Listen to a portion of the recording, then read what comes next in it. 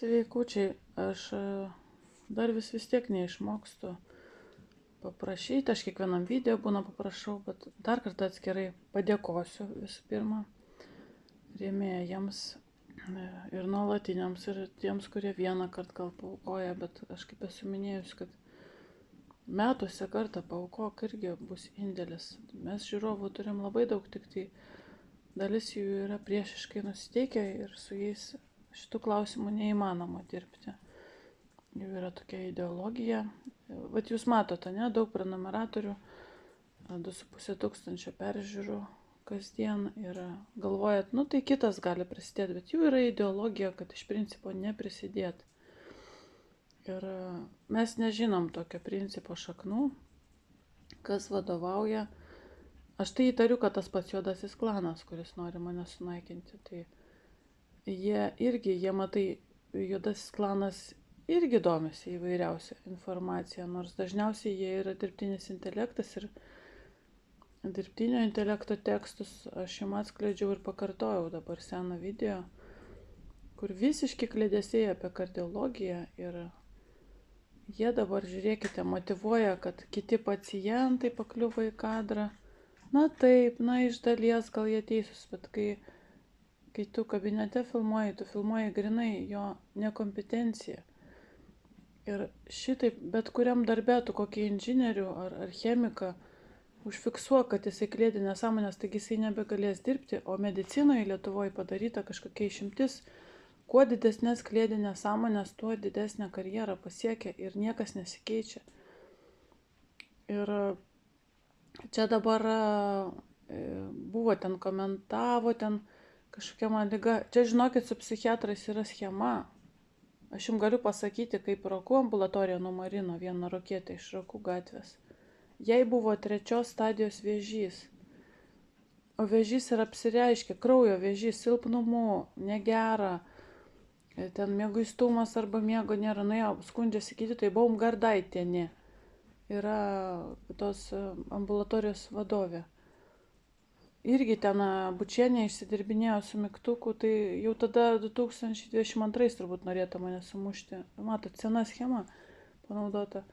Apsaugą kvietė, nes atėjau į paskirtą konsultaciją. Ir nes išsitraukiau, aš užfiksavau, kad jinai, aš prašiau jos paaiškinti, kodėl aš negaliu būti konsultacijai, kuri yra sistemai. Ir išsitraukiau užfiksuoti. Ir jinai tada, filmuoja, kviečiam.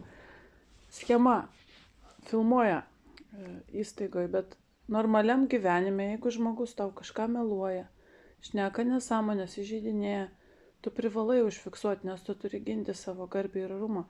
Tai jie, reiškiasi, Lietuvoje iš pacientų yra atėmę jų žmogišką orumą.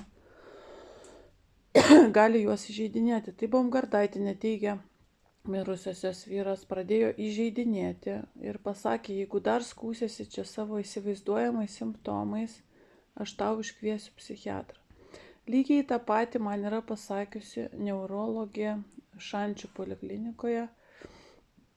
Man atiminėjo dešinę ranką, dešinę pusę, rankos negalėjau valdyti. 2019 birželio mėnesį aš nuėjau į šachmatų varžybas ir šachmatuose reikia šachmatą imti viena ranka. Ir aš paėmiau su dešinė ranka šachmatą ir su kairė turėjau kelti ranką. Laimiai varžovas neprieštaravo, o aš tada pasimečiau, sakau, gal man nueiti teisėjui pasakyti, kad ką man daryti, sakau, aš rankos nevaldau. Aš labai gerai atsimenu, tai Liepos mėnesį. Aš negalėjau su ją kelti. Ir tu eini pas neurologą ir tu prašai, kad jisai padėtų išsitirti, kas yra, kodėl nevaldai rankos. Ir jinai Lopatienė, jau jinai labai sena, jau tikrai nebedirba. Normaliai sutardavom viską ir staiga jinai man pradeda grasinti. Čia dar skūsisi, mes eisim į 3. aukštą ir tenais tave gydys. Ką jūs čia, sakau, man aiškinote? Sakau, bet aš jai atgal atgrasinau, sakau, aš to jums kaip sudarysiu sveikatos apsaugos komisiją ir jie pasižiūrės, ar jūs galite dirbti. Žmogus nevaldo rankos, ne vieno vaisto, sakau, aš jau čia 2 mėnesiai vaikštau, ne vieno vaisto neparašyti, tik į įvairiausius tyrimus, tik ten eik. Jų visas gydymas, siuntinėjimas po tyrimus. Tai staiga kažkaip tai paėmė į širdį, pasiėmė receptą ir parašė labai gerą vaistą. Aš su pusės kūno nevaldymu kitos pusės kreipiausi dar 2010 į ją. 2019 parašo vaistą. Jisai kainuoja, jeigu gerti po 2 tabletės, 10 eurų per mėnesį. Aš gavau šoką, nes tai tikrai nėra paciento pinigų. Taupimas tai yra slėpimas, tai yra plečiantis vaistas. Tai ir jisai parašyta nuo visokių šlubavimų, rankų nevaldymų, galūnio atimimų yra pirmas vaistas, labai geras. Ir jisai rašomas yra diabetikams, nes diabetikai turi šitą problemą.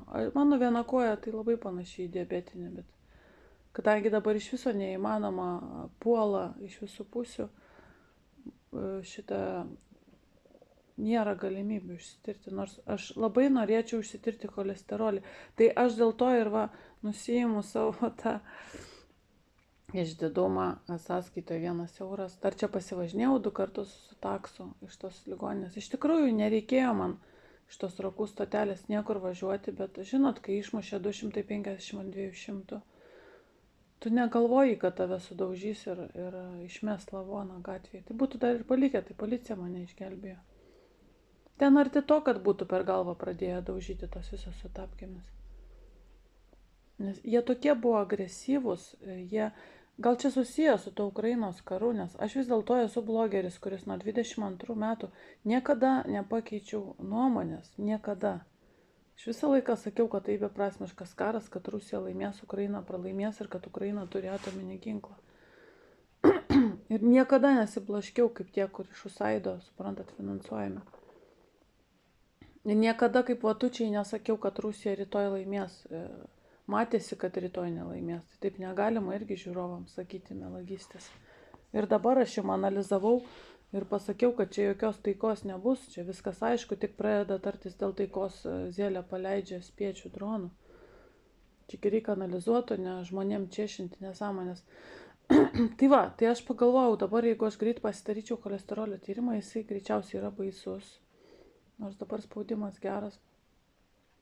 Nes kad taip kimštusi, tai kažkur vėl kamšalas. Ačiū už komentarus dėl kepenų valymo.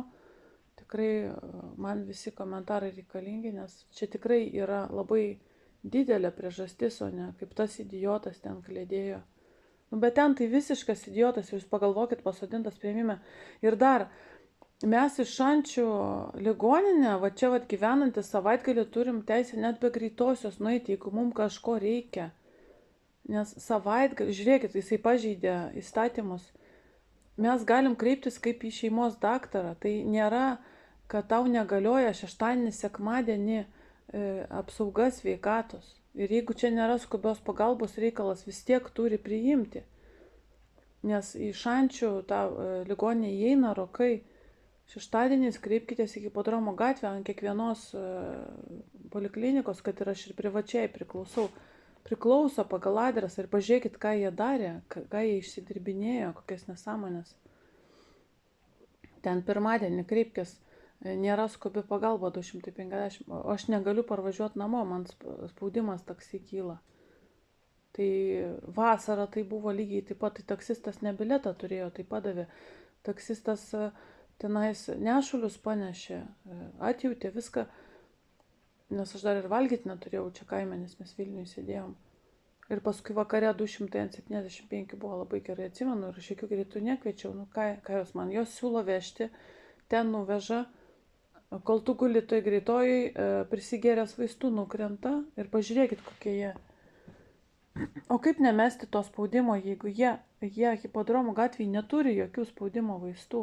Kodėl veža su spaudimu į Šančius? Labai įdomu yra. Kodėl veža su spaudimu į Šančius, jeigu jie neturi net metropololio, jokio vaisto neturi, absoliučiai. Ir nieko nesigaudo apie šitas ligas. Yra agresyvus, neadekvatus ir su tapkėm lekia. Žinokit, nebuvo šilta tą vakarą. Su tapkėm lėkti į lauką, čia psichopatija yra. Aš labai atkreipiau dėmesį. Ir apie kokią higieną kalbam. Ir apskritai, kas dirbo tuo metu, kai jie su tapkėmis lauke mitingavo prieš mane. visas skyrius lauke buvo, kas dirbo, kas prižiūrėjo ligonius. Tai aš atsimenu, kai aš buvau kariuomeniai, išėjo iš proto kapitonas, išėjo iš proto